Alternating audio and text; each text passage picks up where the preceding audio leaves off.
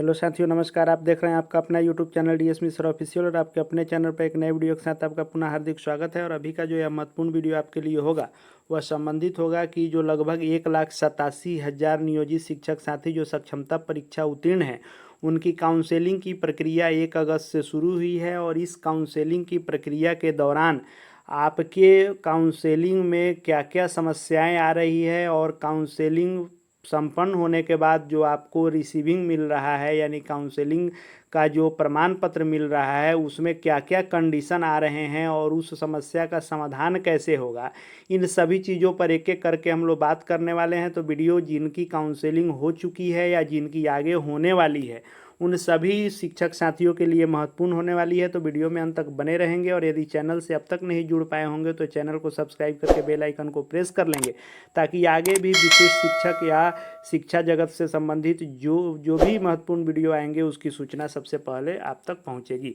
तो जैसा कि हम लोग जान रहे हैं कि जो काउंसलिंग की प्रक्रिया है वह 1 अगस्त से लगातार शुरू है और स्लॉट वाइज इसमें काउंसलिंग डेट और स्लॉट वाइज हो रही है और 5 स्लॉटों में काउंसलिंग हो रही है। जिनका जिस स्लॉट का जिस डेट का एसएमएस आ रहा है उस डेट पर जाकर के काउंसलिंग कराई जा रही है। इस काउंसलिंग कराने की जो प्रक्रिया है वह है कि जब आप जा रहे हैं अपने स्लॉट में तो आपके नाम के अनुसार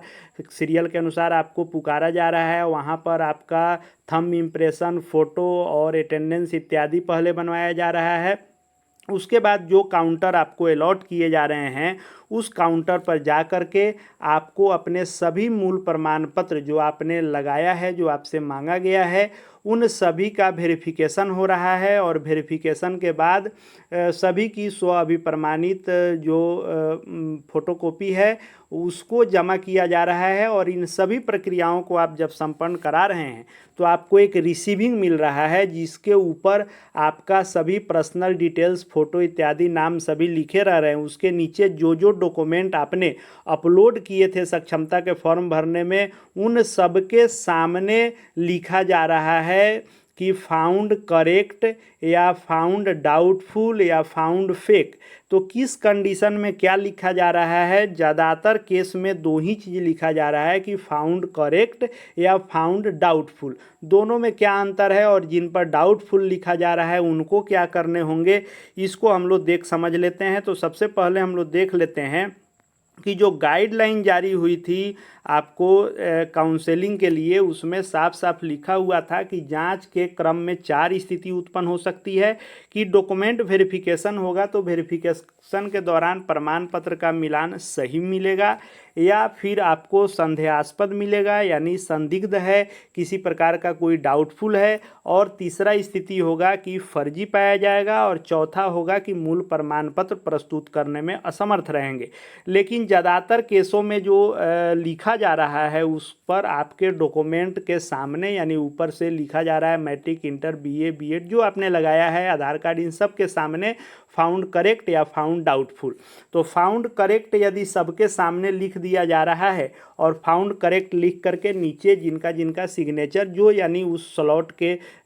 इंचार्ज हैं उन सभी का सिग्नेचर होके आपको मिल जा रहा है तो आप निश्चिंत हैं कि आपकी सही से काउंसलिंग हो गई, सारे प्रमाण पत्र आपके सही पाए गए। और फाउंड करेक्ट सभी कॉलम के सामने जो 7, 8, 9, 10 जितने डॉक्यूमेंट आपने लगाए हैं सभी के सामने फाउंड करेक्ट है, तब आपको इत्मीनान रखने की आवश्यकता है कि आप में कहीं कोई दिक्कत नहीं है। दूसरा स्थिति आ रहा है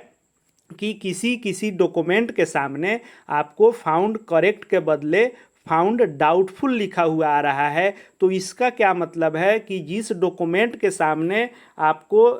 फाउंड डाउटफुल लिखा हुआ है यानी आपके उस डॉक्यूमेंट पर काउंसलिंग करने वाले को संदेह हुआ, संदिग्ध आपका प्रमाण पत्र पाया गया, इसलिए संदेह के घेरे में उसको रखा गया। अब संदेह के घेरे में रखा जा रहा है किस स्थिति में उसको हम लोग जान लेते हैं जो आम तौर पर वहाँ काउंसलिंग के दौरान स्थिति उत्पन्न हो रही है। जैसे मान लीजिए कि जाति प्रमाण पत्र यदि आपको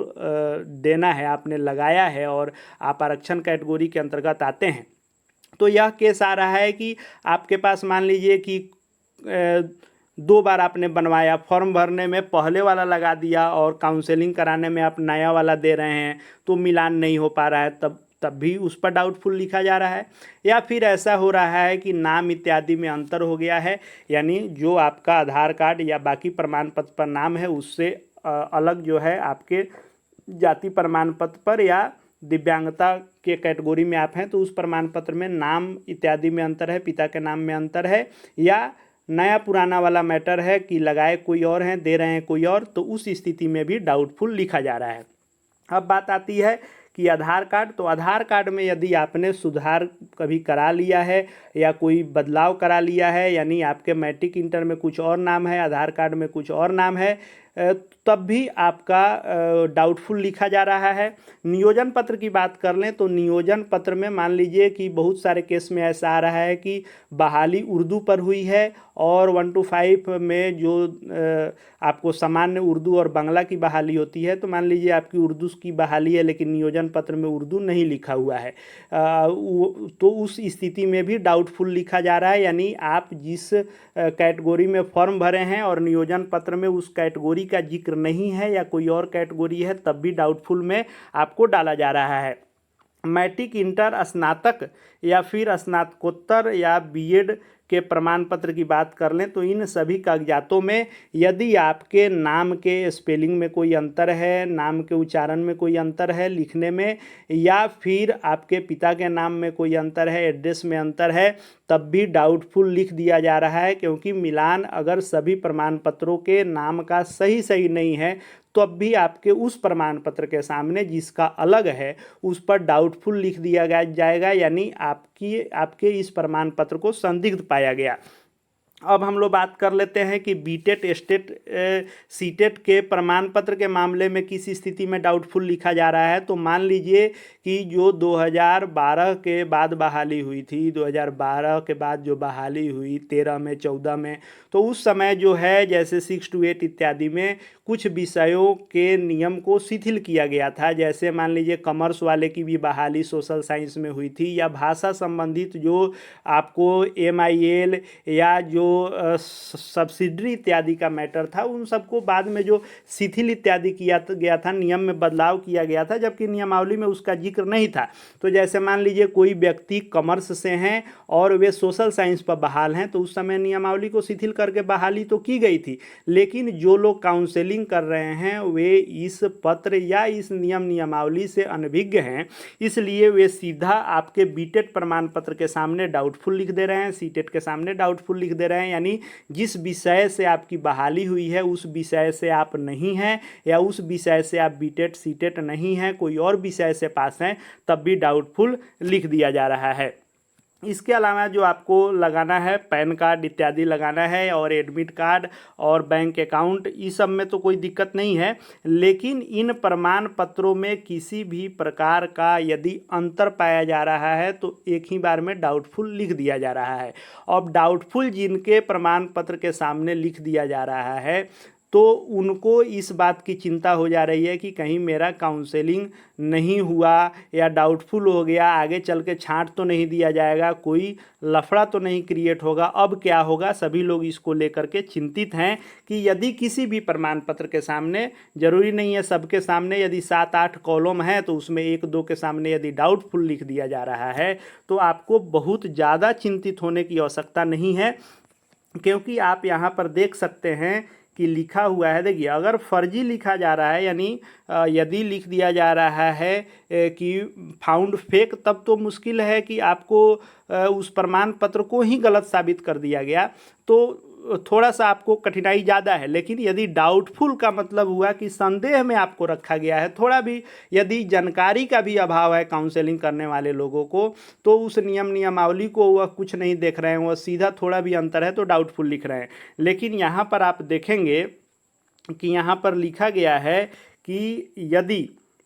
यदि 12 नंबर कॉलम को आप पढ़ें कि अगर किसी अभ्यर्थी का प्रमाण पत्र संदेहास्पद या फर्जी पाया जाता है तो इसके लिए विभाग द्वारा कार्रवाई हेतु अलग से दिशा निर्देश जारी किया जाएगा। यानी आपको एक मौका दिया जाएगा विभाग के द्वारा, और जो यह 11 नंबर कॉलम में कहा जा रहा है कि जब स्लॉटवार और तिथिवार काउंसलिंग हो जाएगी तो जो भी प्रमाण पत्र आपके पास दिए जा रहे हैं उनको सीलबंद बक्से में रख करके जिला शिक्षा पदाधिकारी के कार्यालय में आपको डीओ ऑफिस में इसको जमा करना है। उसके बाद जितने लोगों का संदेहास्पद होगा, डाउटफुल होगा, उनको भी मौका, जिन पर फर्जी भी लिखा जाएगा उनको भी मौका, सबको एक मौका दिया जाएगा और उसके लिए गाइडलाइन जारी किया जाएगा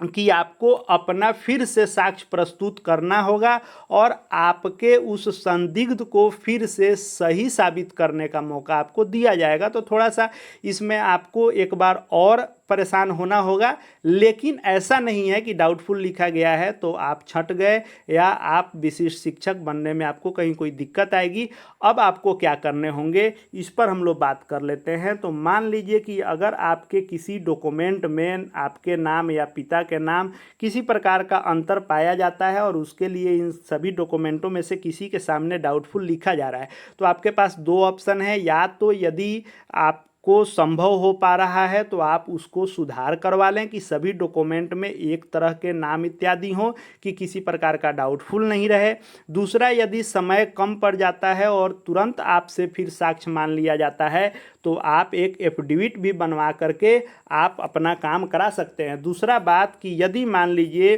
कि बीटेट इत्यादि के मामले में